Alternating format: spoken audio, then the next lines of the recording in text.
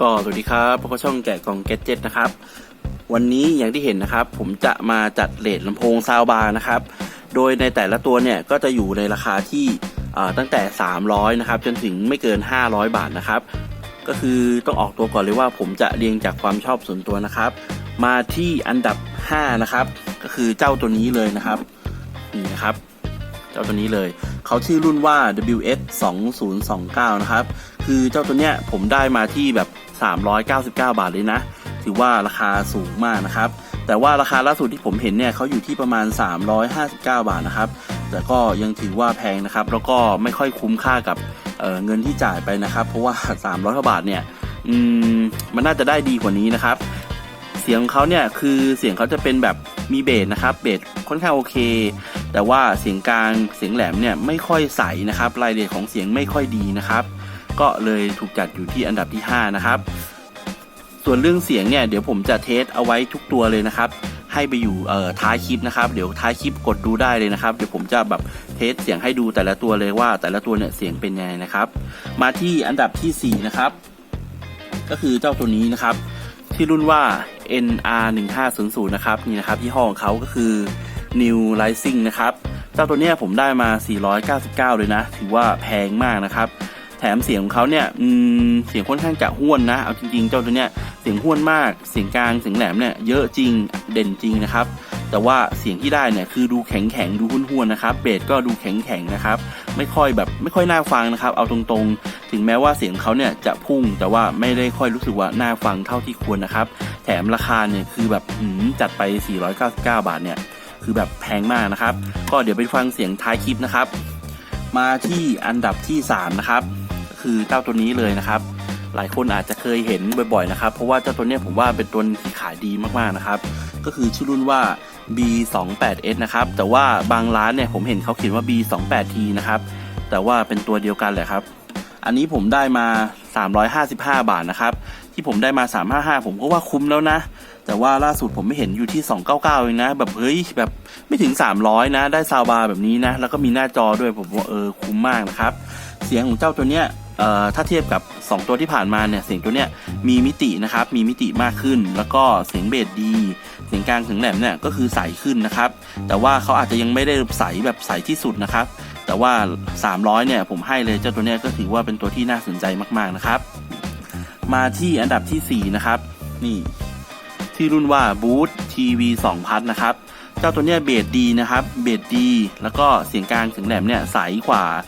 B28S นิดหน่อยนะครับจริงๆเจ้า2ตัวเนี้ยผมให้ว่าเสียงคล้ายๆกันเลยนะครับแต่ว่าเจ้าตัวนี้ได้ติดใสขึ้นมานิดนึงนะครับแต่ว่าราคาก็ไม่ใช่ธรรมดานะครับตัวนี้ผมได้มาที่499เหมือนกันนะครับถ้าเทียบความคุ้มนะผมยังรู้สึกว่า B28S คุ้มกว่านะครับแต่ว่าด้วยความที่ว่าเสียงเขาใสกว่าเนี่ยผมก็เลยจัดให้เขามาอยู่ที่อันดับที่2นะครับมาที่อันดับสุดท้ายนะครับนี่เลยครับแน่นอนครับวางนอนหลายตัวนี้ก็คือรุ่น NR 2017นะครับถือว่าเป็นรุ่นที่น่าจะขายดีที่สุดแล้วนะครับในเรทราคาแบบไม่เกิน500 บาทนะครับตัวนี้ผมได้มาที่ประมาณ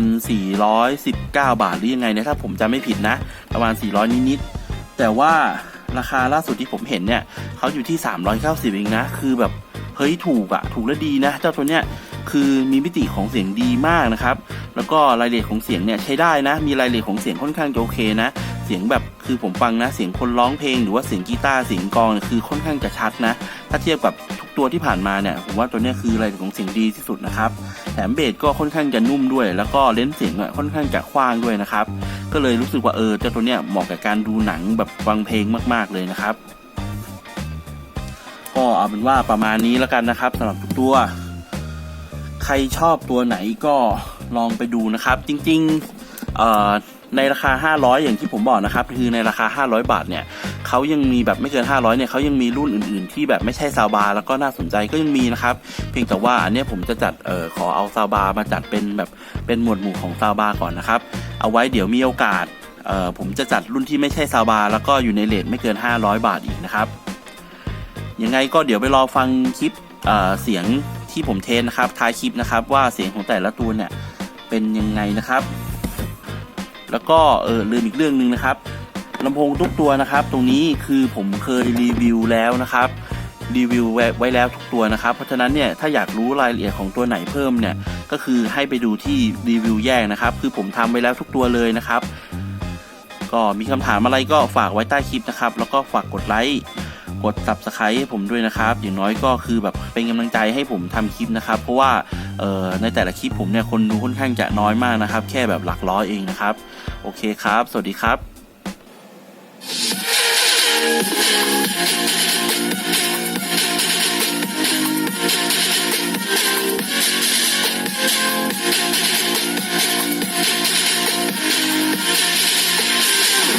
Dancing.